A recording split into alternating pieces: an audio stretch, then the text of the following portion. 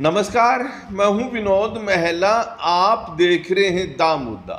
प्रधानमंत्री नरेंद्र मोदी ने हरियाणा के पूर्व मुख्यमंत्री मनोहर लाल को अपनी कैबिनेट में कैबिनेट मंत्री बनाया है। नरेंद्र मोदी और मनोहर लाल की जोड़ी कोई नई जोड़ी नहीं है, बहुत पुरानी जोड़ी है। जब भारतीय जनता पार्टी सत्ता में नहीं थी, संगठन के तौर पर दोनों नेताओं ने एक साथ काम किया है। और जब शपथ शुरू हुई तो मनोहर लाल ने 8वें स्थान पर शपथ ली है। सबसे पहले प्रधानमंत्री नरेंद्र मोदी ने ली, उसके बाद राजनाथ सिंह ने, अमित शाह ने, और अमित शाह के बाद नितिन गडकरी, शिवराज चौहान, निर्मला सीतारमन और जयशंकर।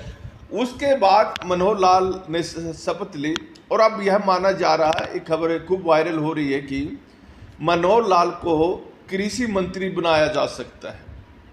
अगर मनोहर लाल कृषि मंत्री बनते हैं, क्या किसान राजी हो जाएंगे, खुश हो जाएंगे और विधानसभा चुनाव में हरियाणा में भारतीय जनता पार्टी को वोट देंगे, या फिर किसानों की नाराजगी और ज़्यादा बढ़ जाएगी?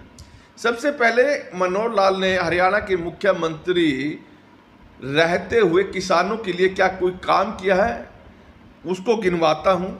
जब मौसम के कारण यानी बारिश या आंधी तूफान के कारण या फिर बीमारियों के कारण फसल खराब होती रही है, तो उस समय किसानों को मुआवजा दिया गया और क्षतिपूर्ति जो पोर्टल था वो शुरू किया गया।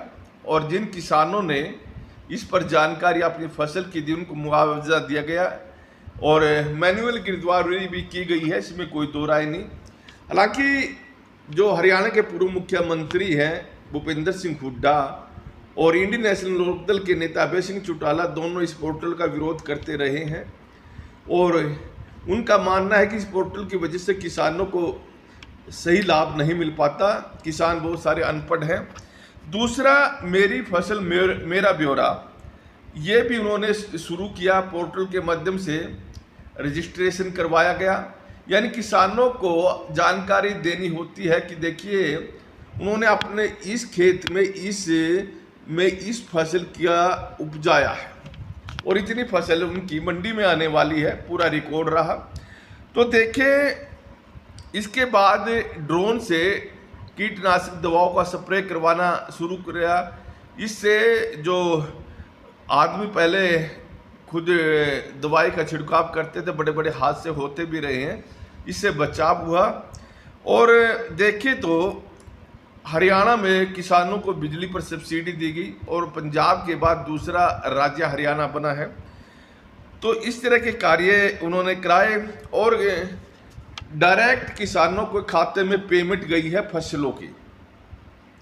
हालांकि ये योजना कांग्रेस पार्टी लेकर आई थी लेकिन लागू नहीं कर पाई थी, लेकिन हरियाणा में पूर्व मुख्यमंत्री मनोहर लाल ने इस योजना को शुरू किया। हालांकि इसका फायदा किसानों को मिल रहा है, किसानों के खाते में सीधे फसल के दाम जा रहे हैं जो पेमेंट उनकी बनती है। और अगर किसी आड़ती ने किसानों से पैसे लेने होते हैं तो आड़ती किसानों से जाकर पैसे लेते हैं, उनके खाते में सीधे अब पैसे आने लगे। और भावांतर योजना, यानी जो किसान सब्जी की खेती करते हैं, अगर मार्केट में उचित दाम नहीं मिलते, भावांतर योजना शुरू की है और सरकार उसकी भरपाई करती है। हालांकि भावांतर योजना जो शुरू की थी, कृषि मंत्री रहे ओम प्रकाश धनखड़, उन्होंने ये योजना शुरू की थी, लेकिन इसका श्रेय भी अगर मनोहर लाल को जाए तो इसमें अतिशयोक्ति नहीं होगी। लेकिन कहीं ना कहीं किसान मनोहर लाल से नाराज रहे हैं। एक तो जब अब किसान दिल्ली में जा रहे थे, उनको रोका गया। चाहे जब दिल्ली में पहला आंदोलन हुआ था उस समय भी किसानों पर लाठी चार्ज हुए। और भारतीय जनता पार्टी और ख़ास तौर पर मनोहर लाल से हरियाणा में किसानों को खास नाराज है।